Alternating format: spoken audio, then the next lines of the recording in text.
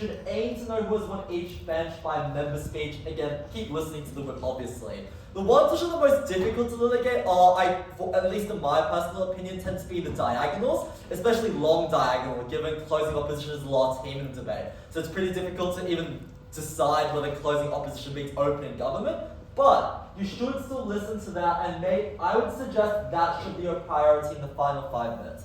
Effectively, all the slide is trying to say is your very finite amount of time, especially the judge test. The judge test, you don't have to discuss with anyone, but you have to write a full OA in 15 minutes, which is really short, because effectively you have like 5 minutes to think and then 10 minutes to write the whole thing. So, you need to get into the practice of being able to effectively litigate who has won a clash at the end of each part.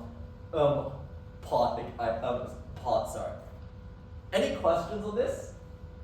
Also, if I'm rushing, it's just because we don't have the biggest amount of time, although there's not that much content, so it could be okay. Alright, structure of an OA, I'm just going to go over the first part. So if you've had a chair judge you might often hear them say, there are 3 parts to this OA. First, general feedback. General feedback can be useful in an OA. It can provide teams, I think the most useful part is if the general feedback informs certain parts of your OA. So let's say, for example, teams in the debate have failed to be comparative. So let's say all government teams just keep asserting that their model works, and opposition teams just say the status quo is fine, and no one does any weighing. Then a really useful piece of general feedback, which helps the OA as well, is to say, a problem with this debate is that teams should have done more work to be comparative and to explain why their outworld was better than the opposition's. That piece of general feedback might be really useful, because you might caveat that by saying that would be very clear in the rest of my OA why a lack of this harms certain teams. If you do it there, you don't have to repeat it 4 times for every single team saying, oh, you did the way, you did the way, you did the way, you did the way. That's a waste of time. But that said, I will say it's not always necessary. I don't think an OA is harmed if you don't have general feedback, particularly because there are certain debates where general feedback doesn't exist. You don't want to give general feedback, which is just a targeted attack at one team, because it makes that team really, it doesn't make them very happy. Let's say opening government forgets to have a model, and your general feedback is teams should have a model. That's not general feedback, you're just targeting a team. And as I'll get into later, the most important part of an OA is to keep the teams happy.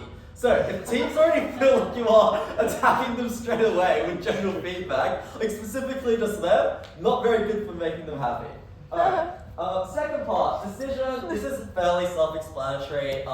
Use the stuff about how to judge VP debates from the earlier seminar. But effectively, you just want to say who came first to fourth. If you're comfortable with it, you can say oh, I thought this was an opening half debate. I don't think you have to use things like that. It doesn't really matter. Alright. Important part, rationale. I'm going to introduce first. I know sometimes you might hear OAs which don't follow chronological order, but for novices in particular, I recommend chronological, just because it really forces you to have a very neat structure. What I mean by this is one of the first OAs I gave in BP, I forgot to litigate 2 clashes, because I kind of just went around the shop and just did teams in random order, did clashes in random order. And that's a really easy way to upset teams. Because let's imagine you're closing opposition and you think you beat opening opposition but they beat you, and your judge is a knob who forgets about it because they don't have structure, right? That's a very bad way to start. So you want to do it chronologically.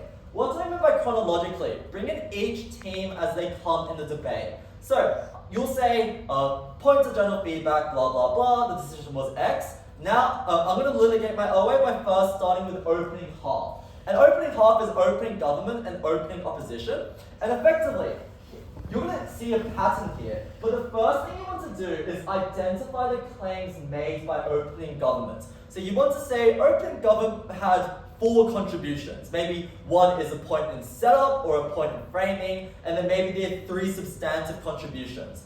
The thing I'm going to note here, I'm going to repeat this later, make sure you're fairly thorough with these contributions. What I mean by this is, and this will be a motif throughout my thing, but it's teams get really pissed off if they feel you haven't credited their material enough, because it feels you haven't tracked their speeches, even if you have. Remember, OAs are all about perception. You could have the perfect call, perfectly justified, but if you convey it badly, teams will still be frustrated at you, so you want to be careful and make sure you do identify all the key contributions in the case. A useful piece of feedback which Kat gave me, which I was told by, someone told me this in a chat, I forget who it was, Eleanor, sorry, is obviously you don't have to step through like 5 mechanisms that opening government goes through, but you might at least signpost. Opening government has 5 mechanisms for their first argument. Their key ones were these ones. So obviously you might not have time to go through all 5, given there are, given your OAs should be within a 10-minute time limit ideally. But you should at least flag that you've heard all of them, and then just focus on the ones which are important. After you've discussed opening government and you've gone through the contributions, the weighing, you want to again go through opening opposition. So it's fairly simple. Bring in opening opposition, chronological. Opening government goes first, opening opposition goes second. So you'll say opening opposition made 4 contributions to this debate, and then you do the same thing. You go through their case, you explain their key contributions. Then, the hardest part, because the first 2 parts, as long as you're tracking carefully, you should have that down pat. It's about explaining why you think a certain team has won opening half. The biggest thing I'm going to note here is your explanation here shouldn't just be descriptive. I think a trap a lot of judges, even like panelists I've like judged with, fall into is they often describe clashes just by saying, oh, well, I thought this argument was more persuasive, or I thought they had more mechanisms, so it was better. Those are plausible ways that you might start your explanation, but you need to extend beyond. So you need to explain why you thought it was more persuasive. So you might say, maybe opening government is too assertive about how their world works, whereas opening opposition provides a more plausible set of explanations as to why a certain stakeholder might act in a certain way. You also shouldn't be saying more mechanisms. That's a really cop-out way of explaining something, because quantity never transfers to quality. Like a team can give 6 bad mechanisms and be beaten by opening opposition's like 2 good mechanisms. So it's better to explain why you thought a team's mechanisms were more persuasive. Onto this, as I'll get to later, you should attempt to have multiple reasons. The reason for this is just because there are multiple ways that teams are trying to win the debate. So a very common way you might structure opening half is you might say, oh, well, there are 3 reasons opening government wins, and then you might explain like the 3 clashes which arise in opening half, and explain why opening government wins on all of them. Does it make sense to everyone so far? I hope this isn't too new from the judging seminar. I hope this was, but that's broadly how you should cover that first part. Chronologically then, you then bring in the next team in the debate, which is closing government. Closing government, you start with the same thing, but I'm going to make one distinction here. When you're covering opening government, opening opposition, you can just state their arguments and state their contributions. When you're doing closing government though, it's particularly useful to immediately flag what you think the novel contribution from closing teams is. So novel being what is new to closing from opening. So you might say, closing government provides 3 contributions, first X, second Y, third Z, but if X is similar to a claim that opening government has made, then you might say, opening government does this, closing government's novel extent, the extent to which I credited closing government was the explanation of X. So doing that is particularly useful, just because it signposts to all teams what you thought the contributions made from each team were. Does it make sense to everyone? So be very clear in identifying with closing teams what you think is new from their opening teams. Alright, you then want to litigate them against both teams you've already talked about. So you want to first talk about opening government. You can talk about opening opposition first. There isn't really a specific order you have to follow, but you do have to compare them against both OG and OO. For the OG comparison, the first question you should ask yourself, does CG actually have a novel extension? And extensions can come in many forms. It can even be a very strong rebuttal contribution potentially, but they have to have an extension for them to be beating their opening government. If you've passed that test, the question you should then be asking yourself is do you have any weight from either government bench team on why their argument is more important? Or do you have any reasons to believe that the closing team might be relying upon things from opening? The one thing I really want to emphasize here is to not fall into recency bias. So I used to sometimes fall into this trap, I think, as a judge. where you overcredit claims from closing because they're more recent in your memory, and then you kind of forget to read through openings claims properly. So what you want to make sure you do is when you're comparing government comparisons, bench comparisons, you want to make sure that you're actually rereading the opening government case before you go through the closing government case. That's also a general thing I noticed a lot when I was judging at Worlds last year, which was a lot of my panelists would say, oh, well, I credited closing because they said X. And I was like, but opening said that. And then they checked their notes and they were like, opening did say that. So you don't really want to fall into that trap where you kind of just like think closing to explain something more persuasively. If opening has still talked about it to sufficiency, make sure that you are making that comparison in your mind. That second thing about relying upon the other teams, like you might hear teams in debates say we are logically prior to like every other team in this debate for like whatever reason. Effectively, if you think like closing government is just like providing a bunch of new impacts, but they still rely upon opening government mechanisms or explanation for why that happens in the first place, that's usually a reason for closing to lose to their opening. Because closing is relying upon openings explanation of why something happens in the first place. Does that make sense to everyone? Sorry if I'm going a bit fast, so just raise your hand at any point if you have any questions. Alright, that's the government bench comparison. Obviously that's not thorough, that's just the broad ways it tends to be litigated. Sometimes it can be a lot more complex, it can be particularly tricky. I guess the one other thing I'll explain is like how to determine if like CG actually is novel of their OG. In good debates, hopefully you won't have to do this as much because hopefully teams will explain to you at closing why it's new to opening. But if teams don't do that, which is totally fine sometimes, you just need to think about primarily like the sufficiency test. Because I guess like this question only arises if you think closing does similar work to opening. So the question you should ask yourself is, has opening done enough work for me to believe something to be sufficiently true, where even if closing government provides extra reasons, that doesn't matter? It's the easiest way to explain this. Think about like an argument as requiring 100% proof. If opening government provides 50% of the proof and closing government provides the other 50%, obviously in like debates it'll never be that numerical, but I'd be likely more willing to give that as an opening government win. Because closing government's contribution is not really meaningfully beyond what opening has done. They've each contributed 50% to proving the end argument, but if closing government proves like 80% of it and opening government only proves 20% of it, then maybe you should be willing to err towards closing.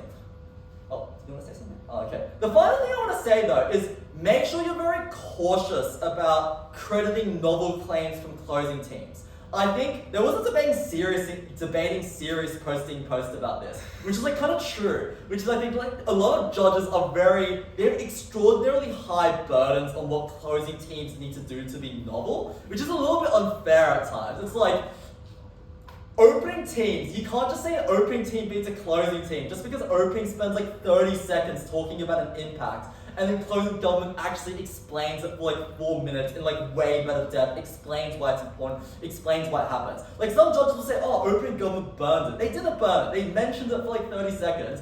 Make sure you're not being too harsh on closing teams when you're making those comparisons. OO is a lot more simple, it's more about just comparing their interactions. Make sure you do bring in POIs here. POIs, remember, are the only way for opening teams to engage with closing teams.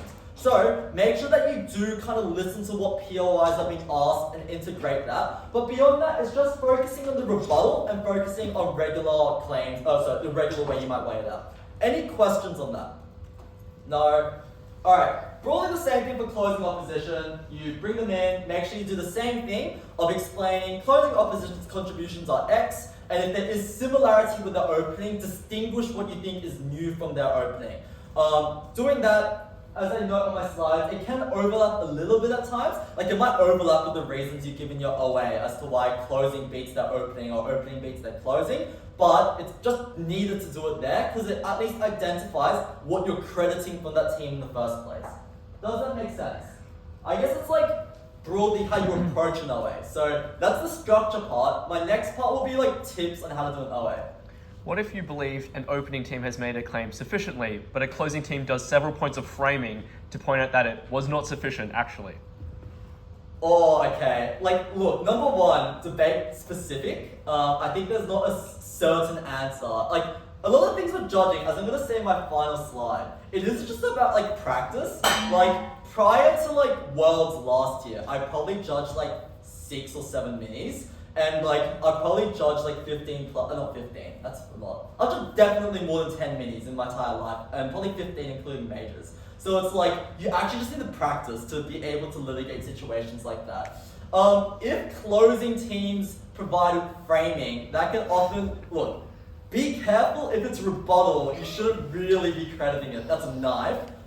Again, like I don't know how much the world, like I don't know how much judges and CAPs actually like credit like rebutting openings anymore. Like it seems to be happening a lot more. I personally like kind of oppose it when I'm judging, but the broad rule is if it's very clearly a knife, obviously you cannot credit it. But if it's just an explanation of why their contributions are more important, like closing can very correctly point out that opening has failed to prove a premise, that's not rebuttal, that's just an observation, then you can probably weigh them over that. Does that make sense? Alright, that's the structure, so just remember, feedback, make it brief by the way, feedback should be a minute, decision should be like 30 seconds, and the vast majority should be your rationale. Remembering again, you have a finite amount of time to give your OA. Your OA should be 15 minutes. I kind of like to go over, especially in higher quality rooms, because as I'm going to say later, your priority is, I'll get to you in a moment, is keeping teams happy. It's not about like AdJudicator isn't going to barge in and reduce your feedback score for you giving a 20-minute OA. But the teams very certainly will give you a worse score if you do not cover all the material in the debate. So that's the trade-off you want to make in your head. Obviously don't give 30-minute OAs, but like it's not bad to sometimes go over if it's required. Alright, OAs. I'm taking the purely pragmatic approach to it. Primarily because excluding judge tests, the way that you do well in majors is not just accuracy, or mini, sorry. It is about how well you present it. Sorry, question. Oh, no, it was just a comment on knifing. Oh, yeah. I'll just say it from my experience at EUDC, I got like a lot of people, one, either auto-losing teams for perceptions of knifing. But two, I do think people being generally like ungenerous with what they perceive as a knife. I just do think it is fine for your closings to do things like point out that their openings have failed to do certain things. And I also experienced this a lot in ABPDC where like other teams I saw with other results were like, oh, like you did this, so this is a knife and you should lose to this team. Like, don't do that. I was just making that comment because I think it seems weirdly common now as well. Yeah. I think that's a good observation. Yeah, it's just like, knifing is always a very dangerous path to rule out a team on. Also because if the team doesn't think it's a knife, easiest way to get like a 3 in judge feedback of all time. But that said, the way that you should approach it is if you're dealing with that, explain why you think it isn't a knife, or explain why it is a knife. Don't just say it's a knife because it contradicts, because as Eleanor correctly points out, certain things can be valid observations of opening teams but not be a knife, whereas certain things are just knives. Like for example, you can't just say like, oh, we think our openings characterization is entirely wrong and we propose a different characterization. Even if you provide 15 different reasons why openings characterization doesn't make sense, that is still a knife. But just make sure you use a little bit more judgment in the middle ground. That's okay. Alright, always, good always. As I've been saying, it is about making teams happy.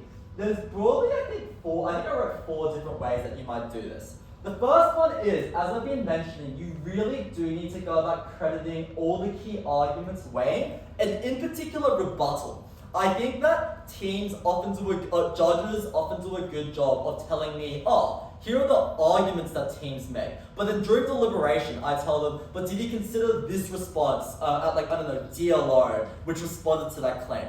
If you don't raise that, or if you don't even think about it, number one, your call could unironically be wrong, but number two, the team whose rebuttal was given that you didn't talk about, if it was a good piece of rebuttal, they will be pissed because they'll say, oh, well, we agreed to the extent of your analysis to the extent that you provide a good explanation of this and this, but did you consider or factor in our rebuttal here? So you really need to make sure you're thorough. Again, there's a balance. Don't spend 10 minutes in total going through every single claim in the debate. Do the thing that Kat Chang, who presented last week's seminar, does. which is like, oh, they made 5 claims or like 3 responses, here was their best response, but you still need to acknowledge that you have been tracking the debate. It is just about the perception. Teams want to know that they felt like they were heard and all the material was brought in.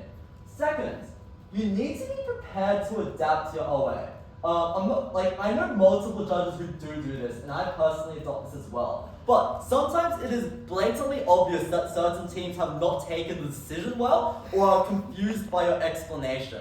In that instance, do not just go full steam ahead, because that just pisses those teams off. If you think that they're confused about an explanation, don't be afraid to at least try to iterate that explanation, explain that again, or provide extra reasons as to why that team loses that certain clash. Because if you don't do that, that team looks confused for a reason. They're not looking confused just for the sake of it. They're looking confused because they don't understand the way that you interrogated that clash, and it will impact your feedback. Because remember, feedback is ultimately what it comes down to.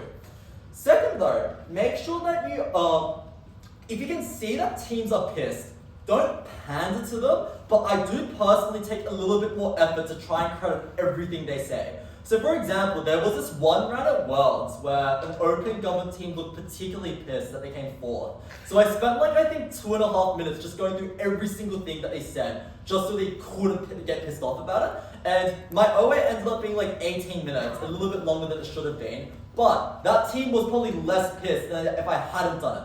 What I'd like to say is, it's a bit weird, but you need to be risk adverse in these types of things, especially if you don't have it judged as much, or you don't have reputation as a big name judge. If you're Tim Puljich, you can get away with not doing it in that much depth. But if you're just some random Australian judge at Panama who no one knows, they don't really have any thoughts, and you need to make it very clear that you are someone who understands it. No, sorry, I was putting my hand up. Oh, okay. I was just agreeing with you, sorry. Okay, yeah. But just make sure you do that. It's just you're trying to avoid getting binned effectively in feedback. Alright. Does that make sense though? I'll just quickly explain. The way you break at any mini or major, teams give you feedback. So that's why I'm talking about that feedback score so much. It's about maximizing your feedback as high as you can. Alright. Third, you should be thorough in your explanations. And the one thing I'm going to say is, avoid giving explanations that you're not persuaded by. The amount of times during deliberations at majors where I've asked people, do you believe this to be true? An explanation they gave for a clash, and they say no. It's come on. It's obviously it's harder to think of better reasons why certain clashes are won or lost. But not putting in that brain power actively harms you. So even if that means they have to think a little bit harder, or think out of the box, or think of more reasons, you should be thinking of that. Don't just cop out for the easy way out, because it makes it easy initially, but it makes it really hard when you're presenting your OA, and the teams are visibly not very happy.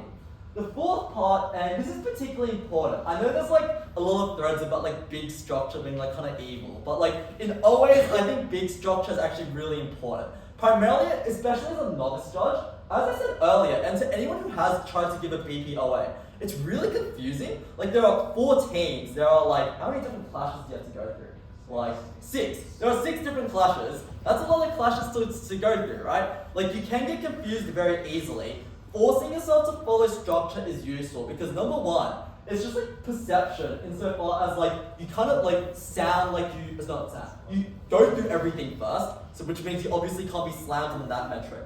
But second, a lot of judging as well is kind of the perception. If you sound a little bit more you're structured and you're experienced to giving an OA, maybe teams are more willing to not just immediately get frustrated when they're confused about where you're going to go next. So it's just about having that structure to make sure you go through everything and about maintaining a good, perception with the group. Does it make sense to everyone?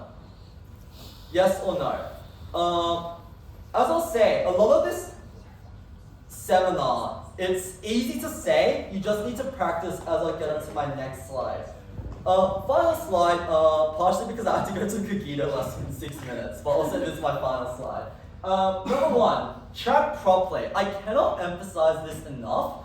As I've been saying, you just piss off teams if you don't. And it genuinely affects the accuracy of your call. Like, there are multiple debates where even I'm happy to admit there are certain debates where I've missed the mechanism from a team, which is actually really important, and actually flips clashes altogether. And I've flipped a few judges when I've judged because I said, hey, like, I thought, like, DPM said, like, a mechanism at, like, 3 minutes, which I thought was really smart. And they're like, oh, they did say that. But tracking properly is not just about accuracy, which is obviously important. Like, I do want to, like, emphasize, I've been talking a lot about the presentation of the OA.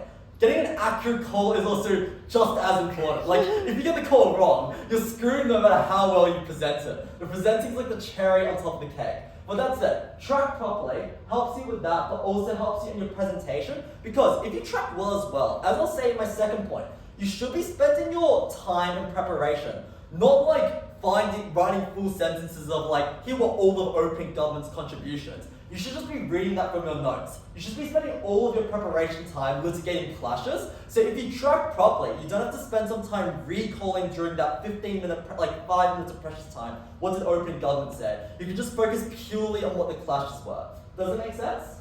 Alright, final thing is just practice. This seminar is, I guess, hard insofar as it's like, I can give you the tool, like the framework of how to give an OA, but there are infinitely many situations that can happen in debates, and like we can talk about all of them that could possibly happen.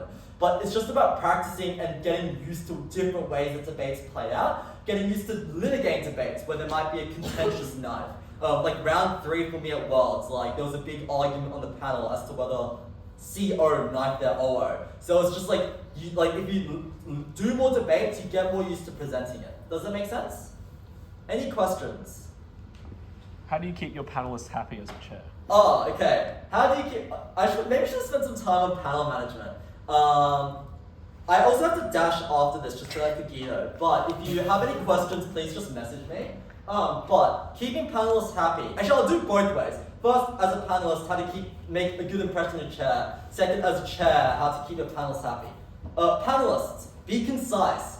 Like, as a chair, nothing frustrates me more when I don't have that much time than a panelist giving me a 3-minute explanation of how they saw the debate. Like, just be quick to the point. Just be like, I thought these clashes were fairly obvious. I think a team is likely last. I think a team is likely first. I thought the closest clash was the second and third. Here are 3 reasons why I thought second beats third. Like, you don't need to litigate every single clash to your chair. That's very inefficient, and it does just make your chair upset because it gives them less time for them to prep, but it also means that they themselves have to have less time to talk to the other panels. So your chair's like panicking about whether the other panels feels like they're being listened to. If you're a chair, number one, try to flip-flop between panelists. So what I mean by this is, what I often do is I might start like a first question by asking panelist A first, and then asking panelist B for extra thoughts. But then for the second question, ask panelist B first, and then ask panelist A second. Like, a very easy way for panelists to be pissed off is if they feel like the chair doesn't listen to them or care about their opinions. By forcing yourself to do that flip-flopping, it means that you're more likely to get good feedback. Does it make sense? Alright, I'll send the slides after. My class is at 6 and I don't want Jesse to kill me. But please just message me any questions if you have questions and just practice.